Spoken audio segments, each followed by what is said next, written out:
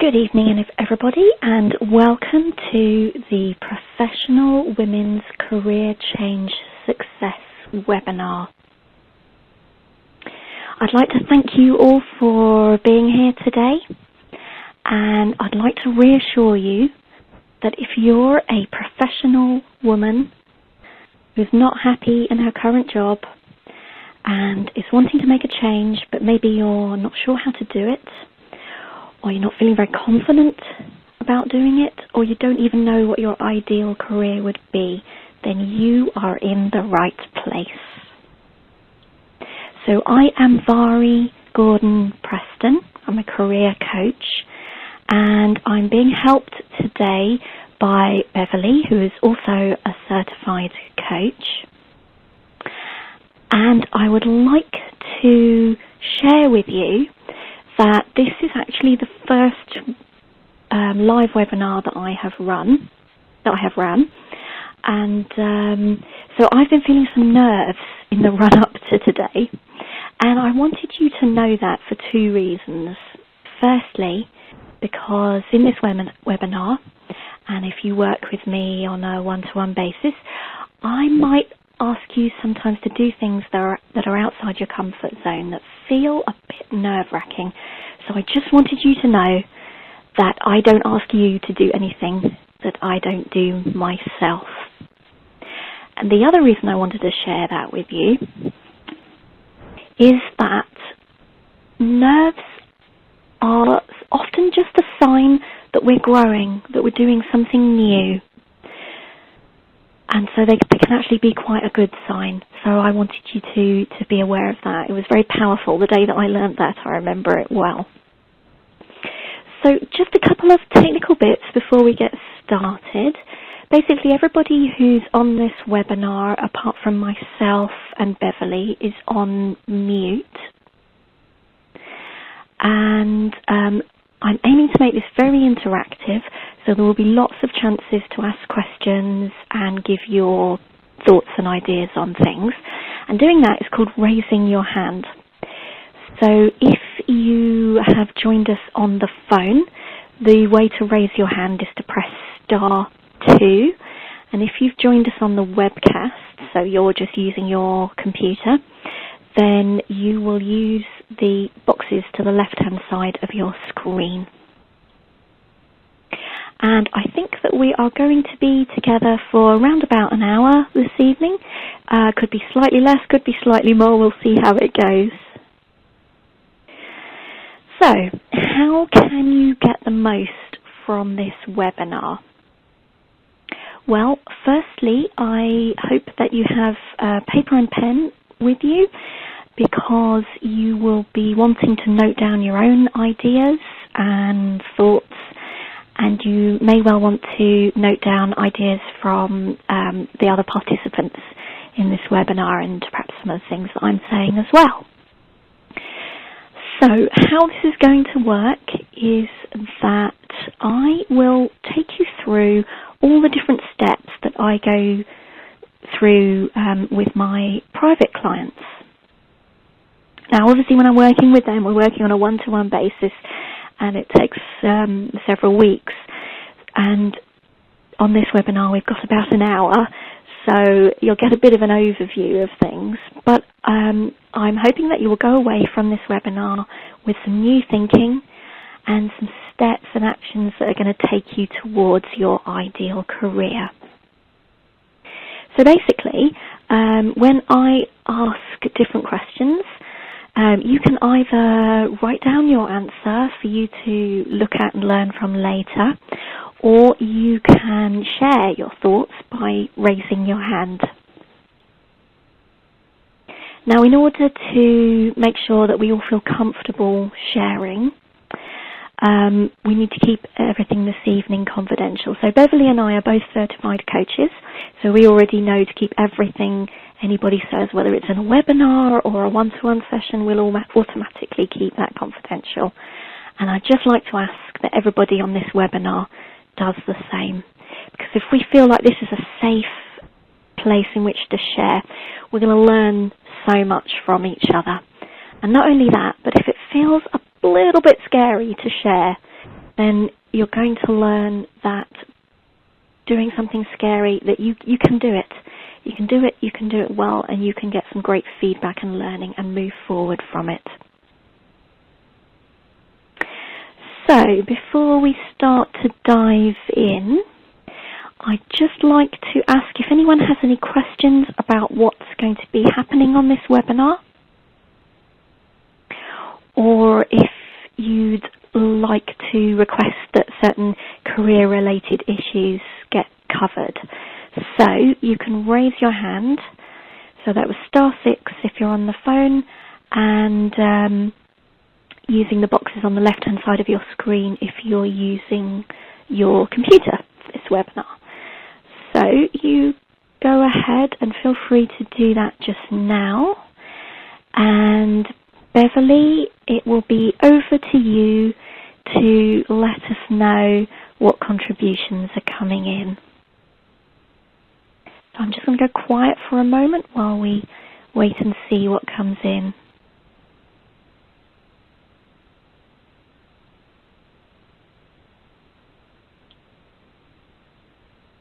So Beverly, are you seeing anything come in?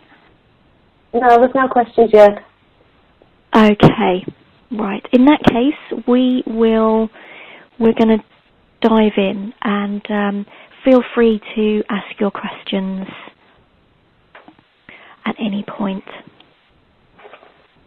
So the first thing I'd like to do is tell you a bit about me so that you know where I'm coming from and why I'm a career coach. I've actually changed career 3 times. I started out as a graphic designer, and I did that very happily for 10 years. And then I went travelling, and I discovered coral reefs and the underwater world. And I knew that I wanted to do something to do with science. And I hadn't done any science since I was about 14, so it was quite scary for me, and I got help from a career coach to make that change. So I did that very happily for a number of years. I was on the sort of conservation environmental side of science, and that led me into managing projects and staff and volunteers, and the volunteer side really appealed to me, and I ended up working for various charities running training programs for people who manage volunteers and giving advice on how to manage volunteers, and I absolutely loved that, really enjoyed it. The underwater world and the fish was always in my mind, and I decided to apply for a PhD in New Zealand. And that was all going nicely. Everything was sort of falling into place, and I was due to be emigrating. And then a series of things happened. So I was made redundant from the job that I loved, and my husband's lovely dog died, and then a friend of mine committed suicide, and then a close friend's sister died, then a relative of my husband died, and then the government decided to withdraw all the funding from my PhD, so the work visas disappeared, so that fell through.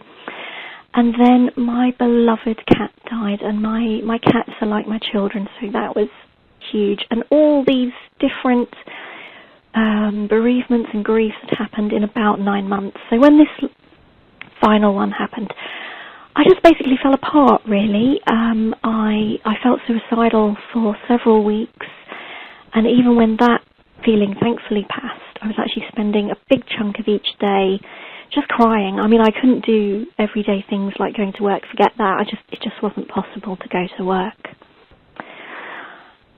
And that went on for some time, and I began to look around for something that could help me. And there were 3 things in particular that were most useful. Firstly, there was emotional freedom technique, or tapping. Secondly, there was the law of attraction. Now, both of those are great for leading a happier life and for dealing with fears and worries and grief. and anything else that life throws at you. I'm not going to cover them in this webinar, but after the webinar you're very welcome to go research those, and I recommend them. They're both excellent techniques. So it was tapping and the law of attraction. And then the third technique, the main one that helped me, was coaching. I got a coach to help me rebuild myself and rebuild my life. And while I was going through the coaching, I remembered back to the first time I'd had coaching, which was in about 2002, and how powerful it had been and how much I'd enjoyed it. And a voice had said to me, go be a coach. So I finally listened to that voice, because as I was rebuilding myself and rebuilding my life, I realised that my previous careers weren't right for me anymore, and what I wanted to do was to help people in the way that I'd been helped. So I had gone from the very bottom to coming up with all these wonderful discoveries and rebuilding my life in such a fantastic way, better than it was before. And I just wanted other people to have that experience too. So I got trained in coaching and in neuro-linguistic programming, or NLP. So that's me in a nutshell. And Beverly, just quickly back to you. Do we have any comments or questions? No, not yet, sweetie. Okay. So in that case, I will move us on to the first step.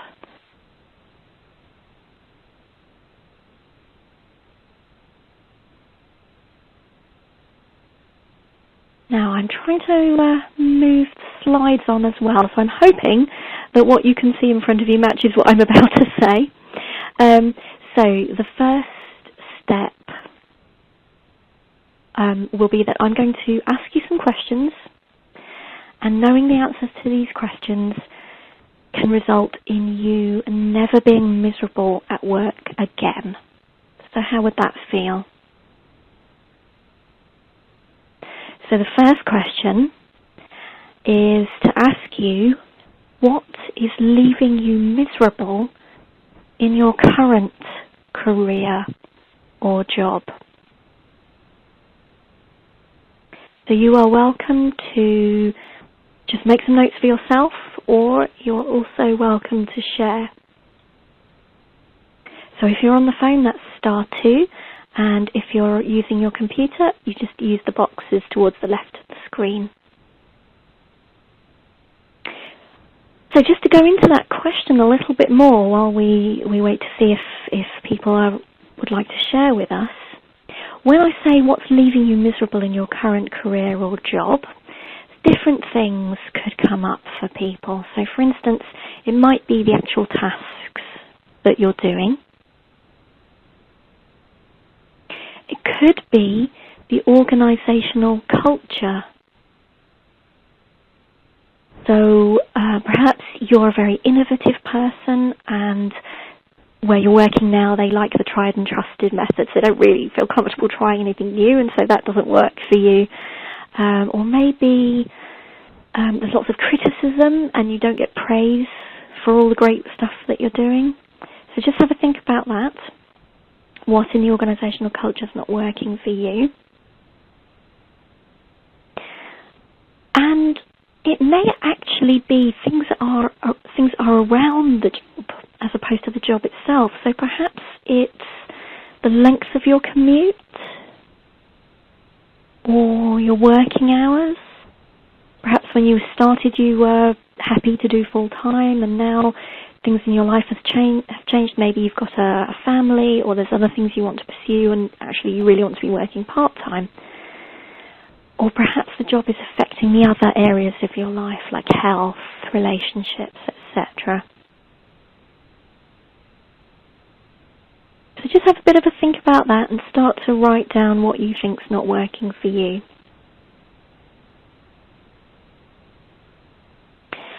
Now, there are many possibilities about what's leaving you miserable, so I definitely want you to come up with your own ideas, because it's different for everybody. And there is another thing that I'd like to throw into the mix, and that's to wonder if there's anybody listening who's doing their current job because of things that they believe about themselves or the world. So, for instance, maybe you know what you truly want to do. You know your ideal job, but you just believe that you're not good enough. You've got that belief from somewhere and it's stuck. Or possibly, again, you know what it is you want to do, but perhaps it's something more creative or unusual, or it's a popular career choice. And various people have said to you things like, oh, that's too competitive, or you can't get paid much for doing that. Or maybe you've got a slightly different story. Well, the good news about these kind of beliefs is that a belief is a thought that we've had many times. We've had it so many times it's become kind of automatic, and we now apply it to many different situations. So it may not actually be true, and beliefs can be changed, so we can think thoughts that are more supportive to our job hunt and that help us find our dream career and ideal job. So Beverly, before I move on, any questions coming in? No. Okay. Not at the moment. Okay. So I'd just like to encourage everybody listening, do feel free to speak up. This is a very safe place, and whatever you're going through, many people are going through the same thing as well. So we often have the same fears and worries and concerns about the situation. So basically, there are no silly ideas, there are no silly questions. They're all great questions and really useful to talk about. Okay, so once you have spent some time working out what's leaving you miserable in your current job, and when you know what's not working for you, then you have some options. So what could be your options now you know what's not working for you? So here's some options that I've come up with, but please use your options, your ideas first. Okay, so now you know what's not working. Are they things that can be changed? Could a simple conversation iron them out? Or are you willing to consider changing so that things feel better? Now, I'm not talking about putting a round peg in a square hole. I would never encourage anybody to do that. But could there be some changes in attitude? Changes in the way you look at things? Because a change in attitude and how you approach things can be a real powerful way of dealing with a situation. And of course, a third option is, nope, it's just time to leave. It's time to find my dream career and it's time to go do it.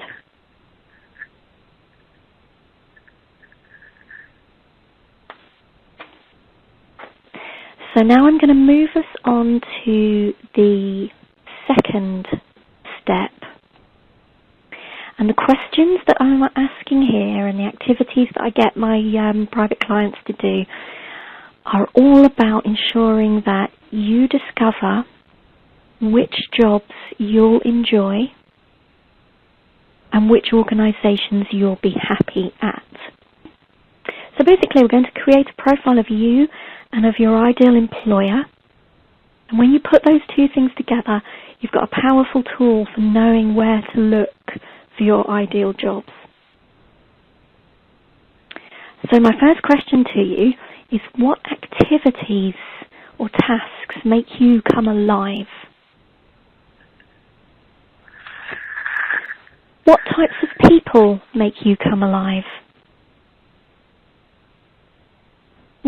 settings or environments make you come alive?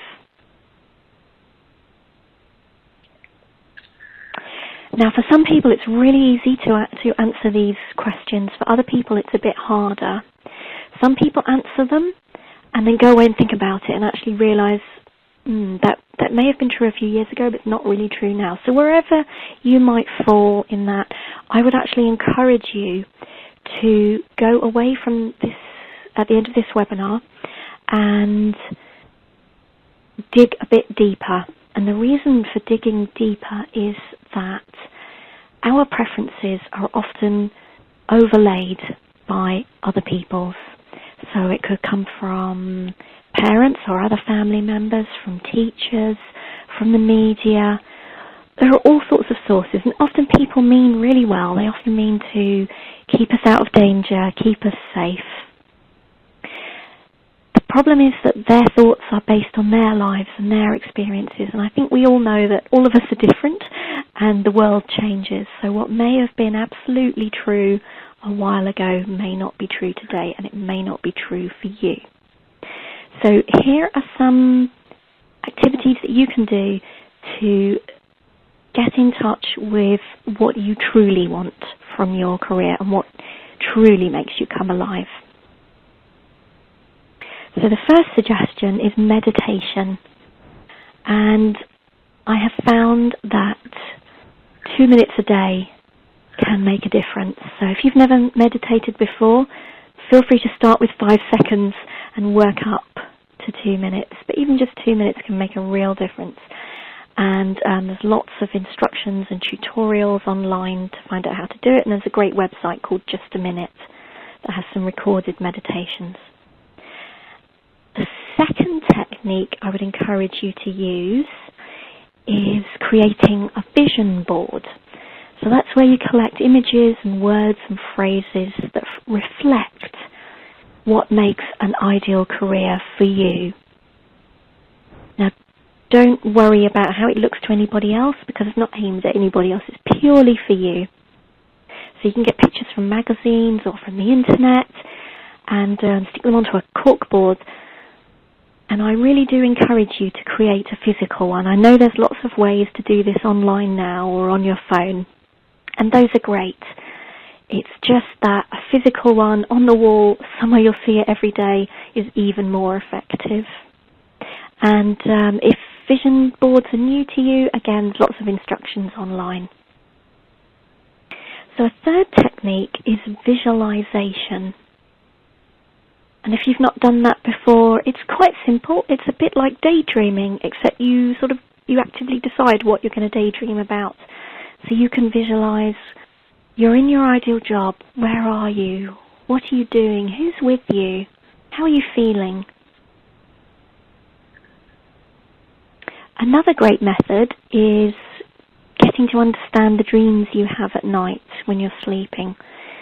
There is a really good book called The Top 100 Dreams, and that tells you the meanings of all the most common dreams, basically, and explains them in a way that makes sense, and even gives you suggestions for things that you can do in your life to turn things around. So it's really helpful as well for getting in touch with you and what you're thinking on a deeper level.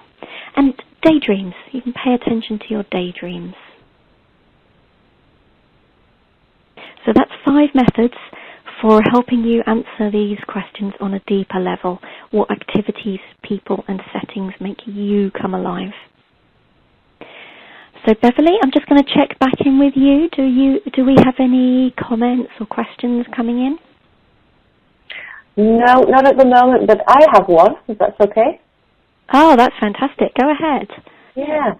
When you talk about the daydreaming, and you said that there's a book with the top 100 dreams, how did you come about that? The top 100 dreams, that's actually for the nighttime dreams. Okay, so to find out what your dreams mean? Yes.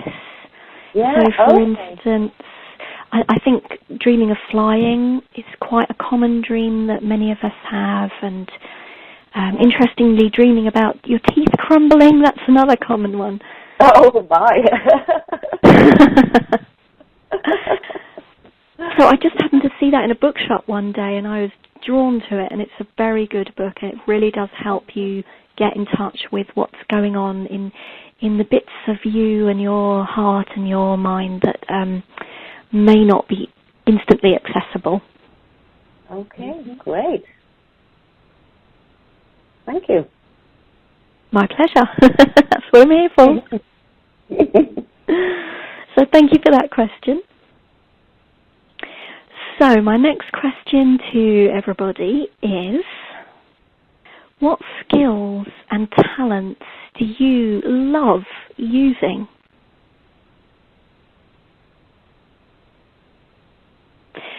And I'll give you a little hint here.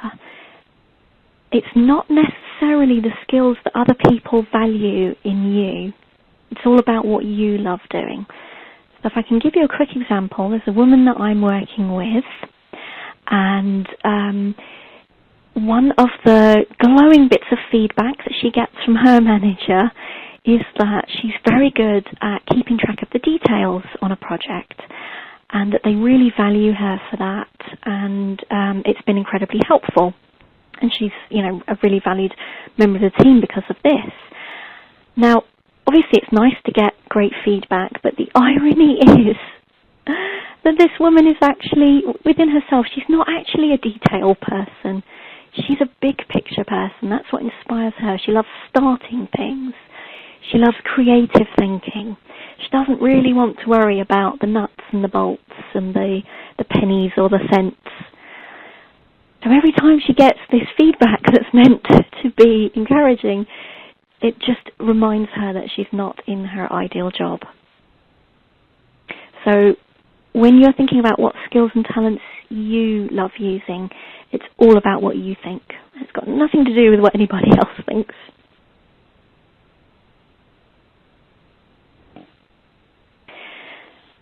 So now we're going to do some thinking about your ideal employer. So I'd like you to imagine that you are now in your ideal job and you're at your ideal employer.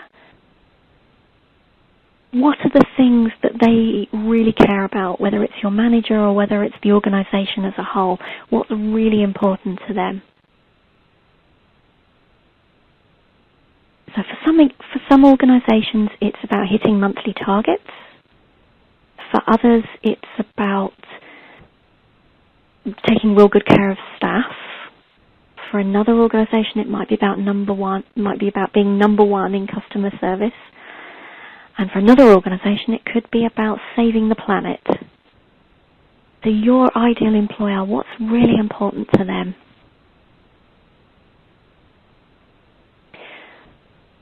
Another question is, what sort of working environment are they offering? Is it fast-paced, adrenaline-driven? Is it quiet and reflective?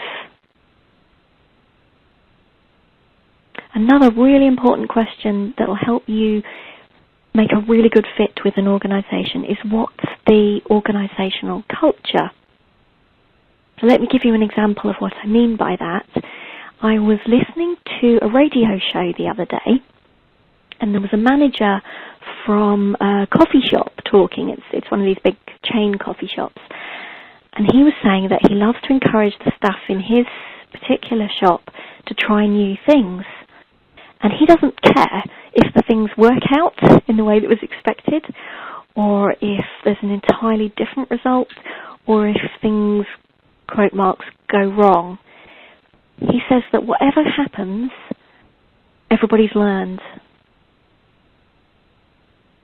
And he encourages people to try new things, and there's no sort of punishment for, again, quote marks, getting it wrong. So is that the kind of organisational culture that you enjoy? Or what other aspects will be ideal for you?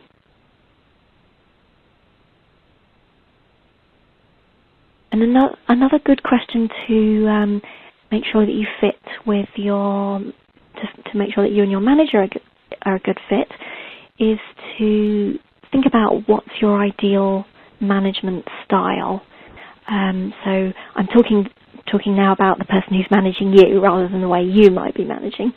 So do you like somebody who shares objectives with you and then lets you go off and get on with them? Or do you want someone who gives you lots of detail about how to get things done and likes to check up on progress frequently? So just think about all the different aspects of the ways you've been managed in the past and what really worked for you. Another great way of looking at this is location. Where do you want to be working? Do you picture yourself in the centre of a city or in a rural office? Are you partly based at home? Are you travelling, whether it's locally or internationally? Are you out and about? So there's some suggestions of how to describe your ideal employer, but you keep going with this and feel free to think of more categories and things that would work for you. And what you're going to do is you will put together the answers about you and about your ideal employer, because putting them together will give you fantastic information about where to start finding your ideal job. So Beverly, do we have any questions coming in from people or comments? Not at the moment. Okay. Anything you'd like to ask? I never actually thought about, it's quite informative because I never actually thought about going into so much detail to find the ideal job. I think a lot of people out there, they're like motivated by money more than they're actually motivated by finding the ideal job for them and the ideal location and what the manager is like and all the different details you were giving us. Yes, I agree. There's a whole range of motivation out there. I think that when it comes to thinking about career change, so if somebody's done a career and it's not worked out for them, or it worked out for years, but now they're ready for change, and I think particularly with people who've had bad experiences in the past, so whether they've ended up somewhere where, for instance, bullying is allowed and that just goes unchallenged for months or years, or whether there's been just a complete clash between them and their values. I think this does happen with people. I think sometimes people aren't always entirely aware of what's going on. They just know they hate their job. Yeah. And they haven't worked out why. Yeah. So it can be very helpful to go into this level of examination, and particularly if you're considering retraining or something like that, or relocating. You want to do everything you can to make sure that you and the organisation are a great fit and that you're going to be happy there. Because we do spend a lot of time at work, so we may as well be happy there. Yeah. And actually being aware being aware of what we actually desire in our job, which is great if you can get that sort of information.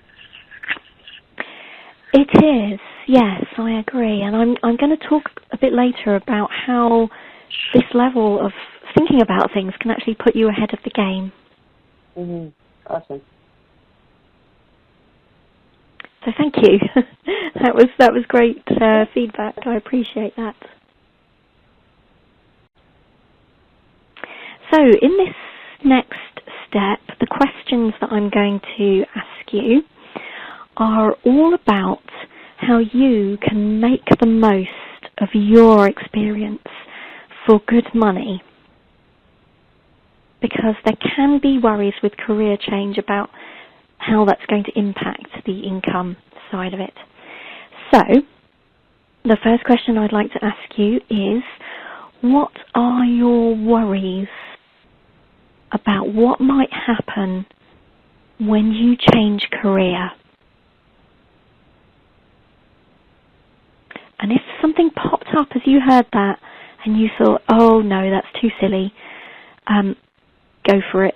Really go for it. Make sure you put that down or share it with us just now. The scarier things seem, or the sillier they seem, or the more they tap into some sort of emotion for you, the more important they are. And the more dealing with them is going to help you really get into your ideal job and your ideal career. So, does anybody feel brave enough to share with us their worries about what might happen when changing career?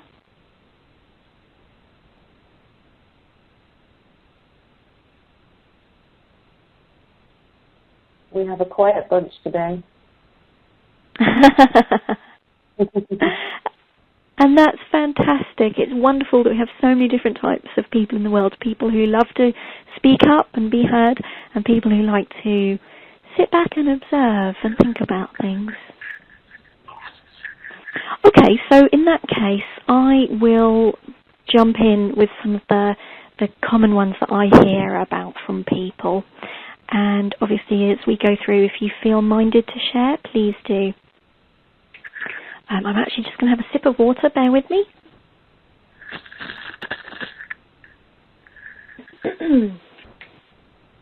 Okay, so some of the common worries that people have about changing career are that they're going to have to start at the bottom.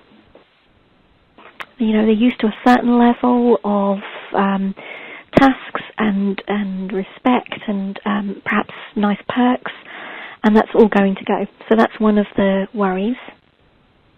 Another worry is that there's going to be less money coming in. A third is if they want to sort of up sticks and do something else, they're not going to be taken seriously. A fourth is about having to retrain, and that's going to take years and be very expensive. And a fifth one is I'm too old. I'm too old to make that change. So I don't know if anybody listening resonated with any of those, if any of those sounded familiar. So I'll just pick a couple and talk about those a little bit. So having to start at the bottom, it's possible, but it's not set in stone. If you're a professional woman, you have got some amazing skills, and those skills will transfer into other areas of work. So it would be good to do some research before deciding, because that may well not happen for you. And it's a bit similar thing with less money, really. The answer to that is it depends.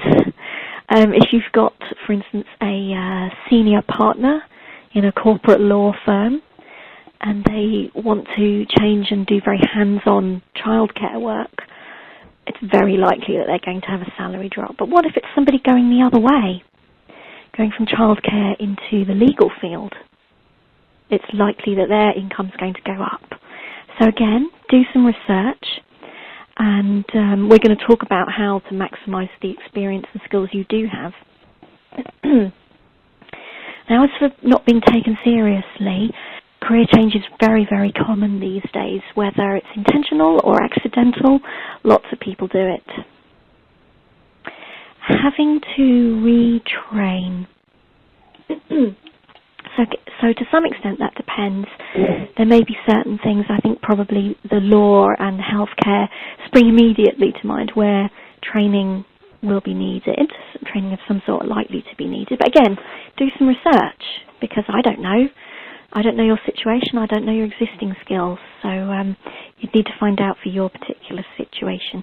And it may well be that your existing qualifications and training mean that you can be exempted from some of the training as well. And there may be part-time options and all sorts of exciting opportunities for you to explore. As for being too old, that's a really interesting one. Some of the time we're worried that we're too young, and then I find that for many of us it switches at some point to I'm too old. So at first we're too young for more senior positions, and then suddenly we become too old for things. So it's an interesting one, and it's worth thinking about. And obviously ageism does exist in the world. But if you craft a compelling case for why you are the best person for the job, you have as much chance as anybody else. And if there's something that you're burning to do, and you put it off because you're saying to yourself, I'm too old, so in 5 years' time, what's going to happen? You'll still want to do it, and you'll be 5 years older. So I invite you to consider taking the plunge now. Why wait? So Beverly, do we have any comments or questions? Oh, not at the moment. Okay. So in that case, I am going to ask you all, how can you find out what your ideal employer wants? How can you find out what your ideal employer is after in the person who's going to do the job that you most want to do? So what are your ideas on that?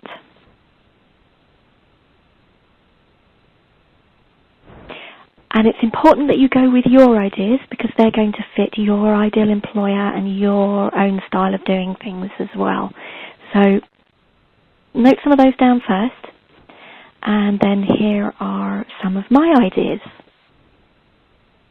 You can get in touch with someone at your ideal organisation and ask them to give you 30 minutes of your time, and you're going to ask them all sorts of questions about what's valuable to them in their employees. So what skills and attributes are they looking for?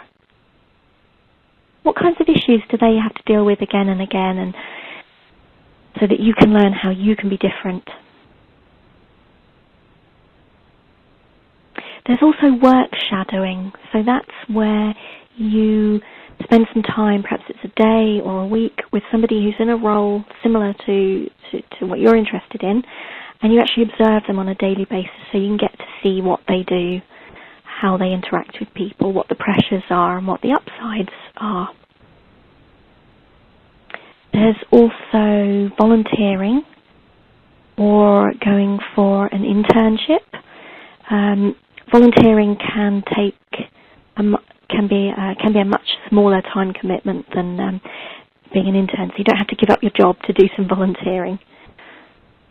And then there's industry magazines, because they'll help you see what the burning issues are in the industry, what's going wrong, what's going right, and they often interview leaders in the industry you want to get into as well.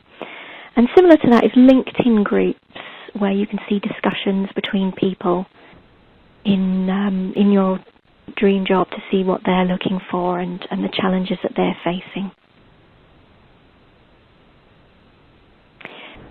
So Beverly, can I just check with you? Have any thoughts come in on that area?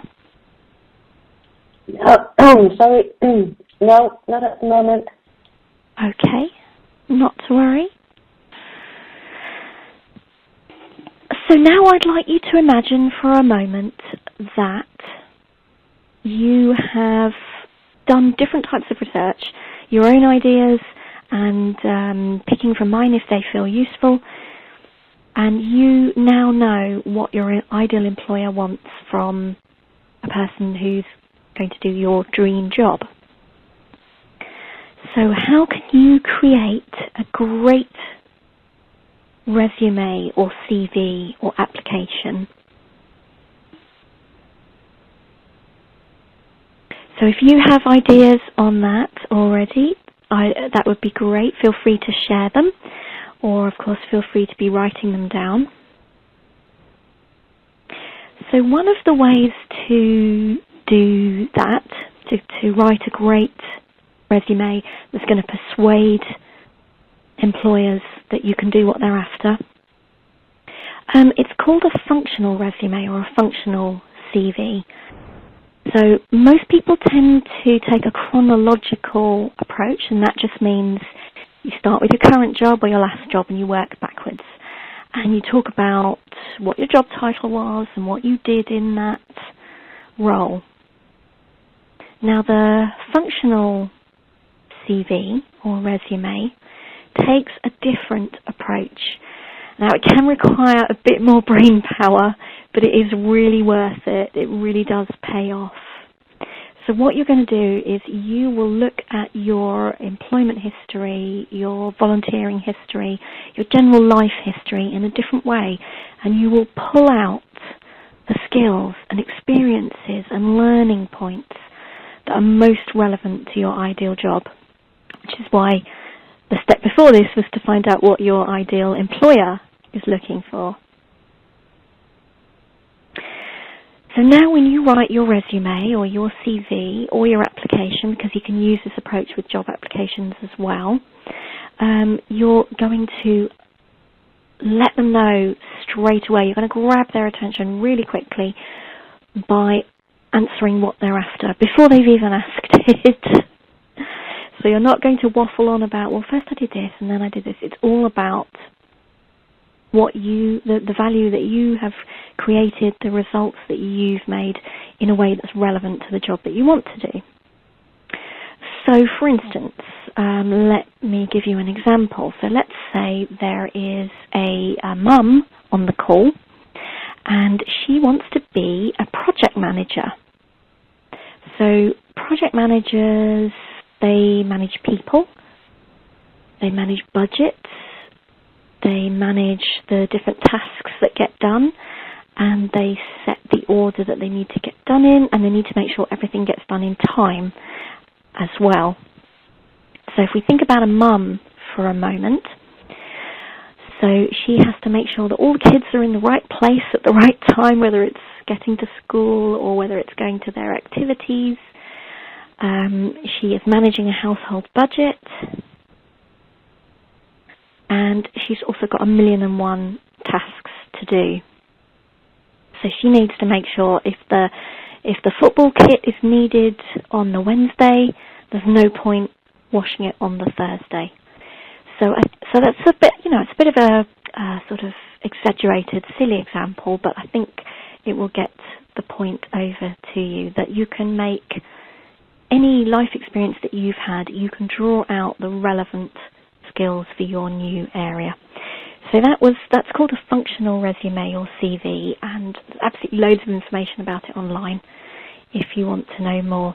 And the reason why this is so important is because when a job is advertised, or even without an advert going out, managers and people who are doing recruitment often have to look at many, many applications. Now, I've done some recruitment myself, and we were often looking at 30 plus applications, and I know that many people are looking at somewhere between 50 and 200.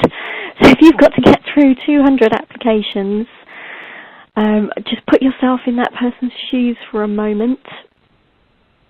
They're going to pick the people who are telling them straight away how they can do the job and the things they've already done that proves they can do it. And if they're not seeing that quite quickly, then the application goes in the discard pile. And that's such a shame, because often the person could do it, they just haven't worded it properly. So just have a bit of a think from that point of view. Put yourself in the recruiter's shoes when you're doing your CV.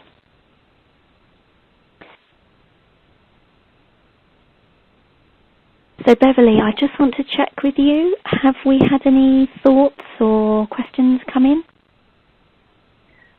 No, but I think I'd just like to say that I think there are actually some really good points you're making, especially with the way the situation is at the moment, getting jobs. So there's a lot of people applying for them. So it is really important to stand out when you send your CV and your job application. Yeah, that's a really great point. Thank you for making that. a really nice way of summarising it. I did all that waffling, and you said it's important to stand out, and I love that. So thank you, that was really helpful. You're welcome.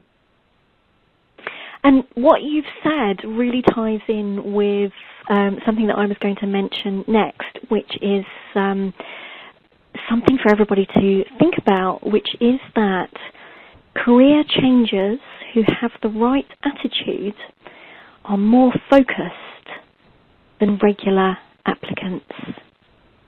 You are doing more research, and you're thinking about things from the employer's point of view, and you are learning how to highlight your skills. So as a job changer, you can actually end up ahead of the other applicants. So rather than thinking, oh, you know, I'm a bit worried about career change because I don't have experience in that industry, you can actually end up ahead of people who do have experience in that industry because you've approached this the right way.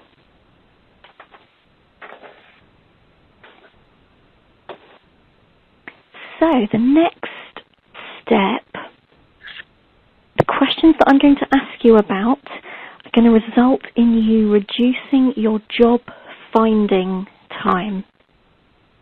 And I deliberately say job finding rather than job hunting because I don't know many people who want to be job hunting. I know people who want to be enjoying their dream job in their ideal career. So we definitely keep the focus on job finding. So with that in mind, what are your ideas for how to be doing effective job finding? So feel free to share them.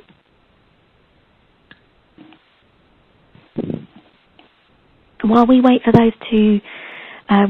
people to hopefully share their thoughts, I'll just share some of mine. So I would suggest you have a plan, and it doesn't. Now, when I say plan, it's a plan that's in your style. So whether that's a detailed spreadsheet or a few post-it notes, you do it in your style. Just have a plan, and I recommend that you start with the final step. So let's assume your last step is, I am enjoying my first day in my fantastic new job.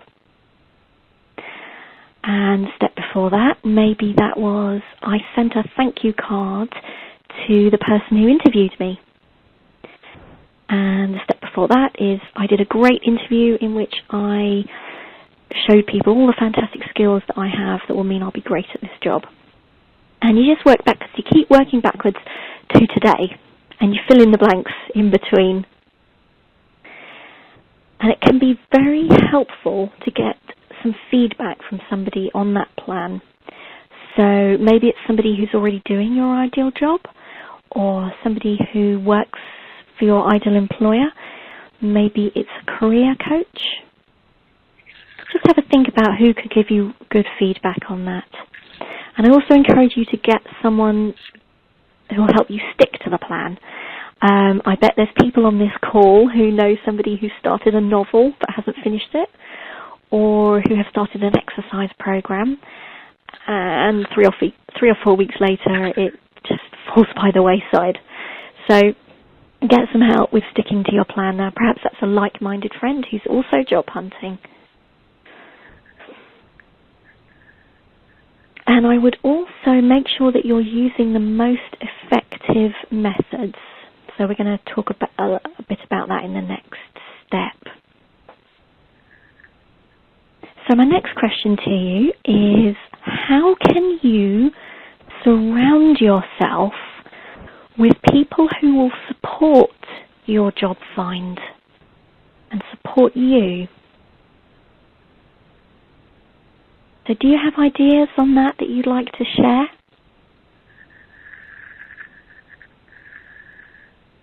And while you're all thinking about that, I will share my experiences. So for instance, my support team, there's my coach, and there is my mastermind group. That's a great technique for anything that you want to do in life.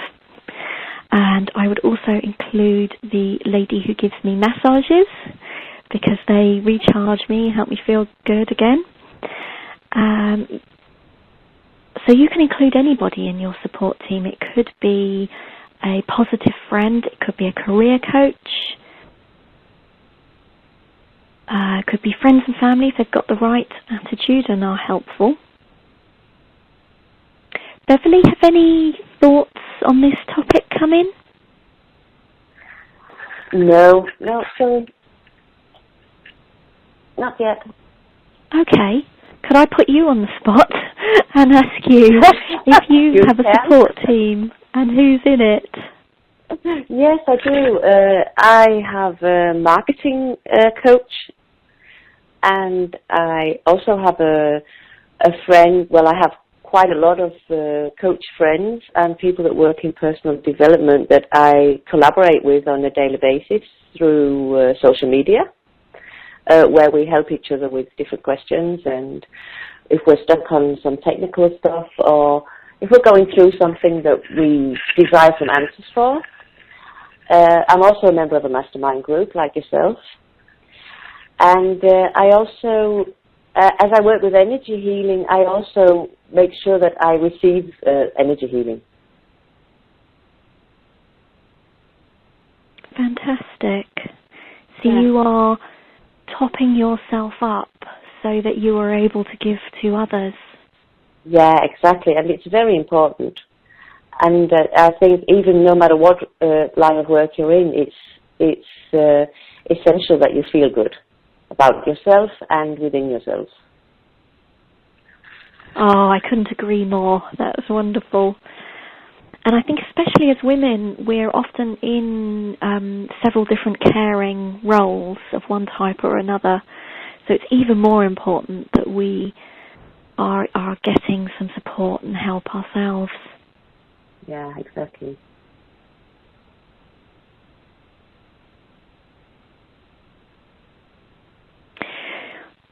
So I'm hoping that you're all having some ideas on who could be in your support team, and those could be people who are already in your life, or they could be the types of people you would like to have in your life. So whether it's a case of seeking out a mastermind group, or a career coach, or sounding out different friends to see what their attitude is about going for your dream job, because you want to make sure anyone that you're talking to, you want to make sure that they're supportive of that whole concept.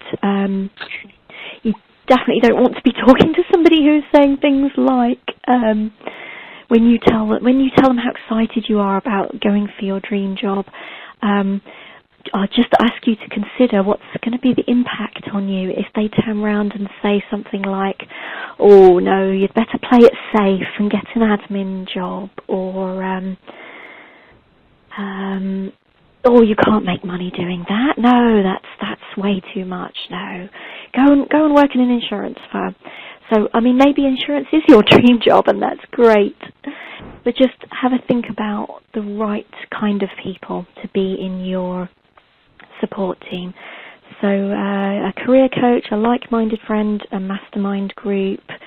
Some people recharge by spending time alone. So by all means, go for a walk in the countryside and make sure you're recharging. Have a mix of things in there.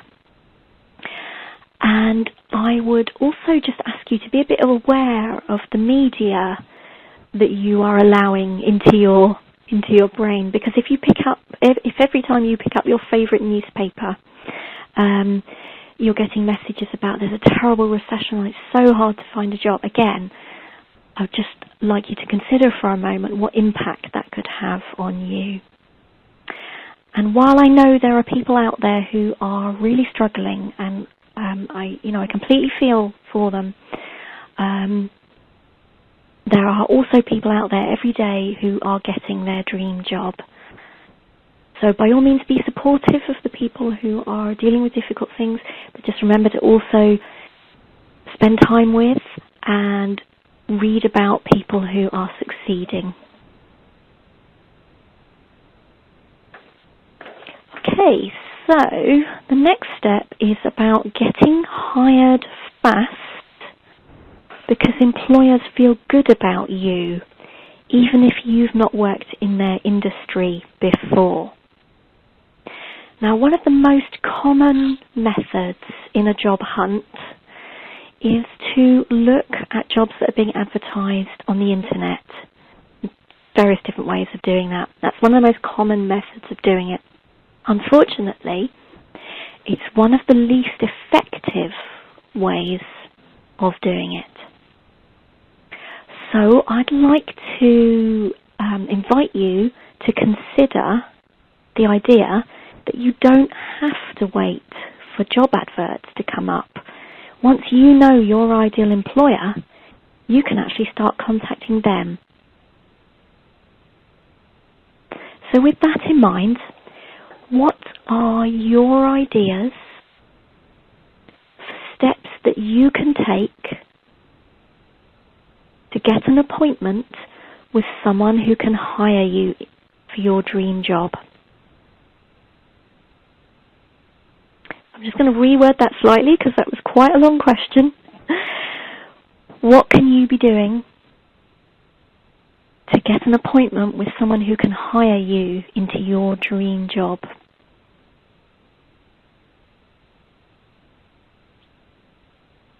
So your ideas here, based on your strengths and based on what the culture of your ideal organisation, they're going to be the best ideas here. So, for instance, I'll give you another extreme example. Somebody who is wanting a creative job in an advertising firm, probably going to do very different things to somebody who wants a job managing risk in an insurance firm. Very different takes on how to get taken seriously there. So this is where your research on your ideal employer comes into play again. And this is about getting an appointment with somebody so that they can get to know you. It may lead to a job offer straight away, or it may lead to further appointments so that both of you can get to know each other better.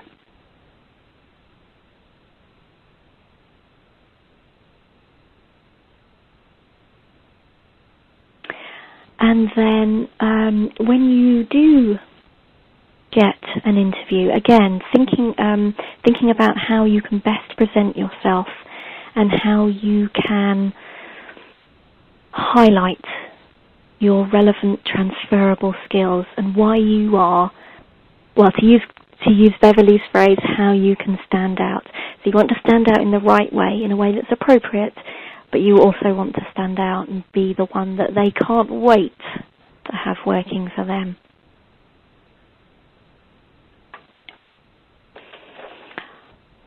Okay, so Beverly, just before I move on, do we have any comments and questions? No. Okay. So, if you like what you've discovered about yourself in this webinar, then, or if you like the way that I'm encouraging you to think, then please close your eyes. So if you are ready to love Monday mornings, you absolutely love them. You cannot wait to get up on Monday morning and go to work because you love your job. And then I'd like you to take a moment to think about all the reasons you wanted to be on this webinar today.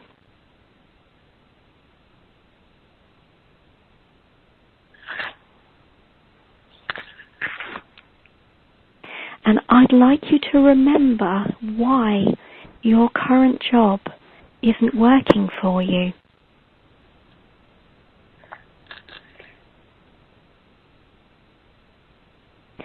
And now, I'd like you to imagine you are in your ideal job. I'd like you to just picture, where are you? What are you doing? Who are you with? How are you feeling about it? How has it improved the other aspects of your life? How has it improved your bank balance?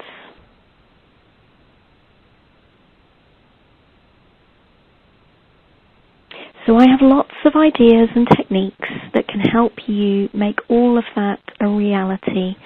And I've put them into the Professional Women's Career Change Success Program. So, and feel free to open your eyes if you'd like to.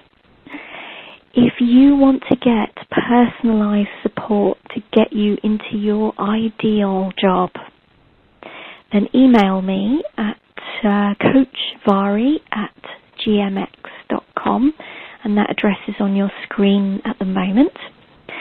And we will set up a time to talk about how I can help you get your dream job. We can clear up any concerns that you might have. We can talk about pricing and payment plans, and I can answer any questions that you've got. So you can email me to have that conversation tonight, tomorrow, next week, next month, next year. But the sooner you do it, the sooner you are getting towards your brilliant career. And I love to reward women who take action. So you will get a 20% discount off the program price if you are making your first payment by Monday, March the 3rd. So if that is sounding good to you, then I really encourage you to email me right now or tomorrow at the latest. So if you're interested, but you've got some fears about the cost, or you're not sure if it's going to work for you or if it's right for you, don't worry. Have the email me and we'll set up a time to talk. We will have a no pressure conversation. We'll thrash it all out, and by the end of the conversation you will either know yes, it's right for me and I want to go forward, or you'll know it's not right for you and we will part as friends. I also invite you to get my twice monthly career tips, so you can see how to do that on the screen just now. And Beverly, do we have any outstanding questions? No. Okay. So I would like to thank you for being on this webinar today. Feel free to get in touch with me. I'm here to answer all your questions.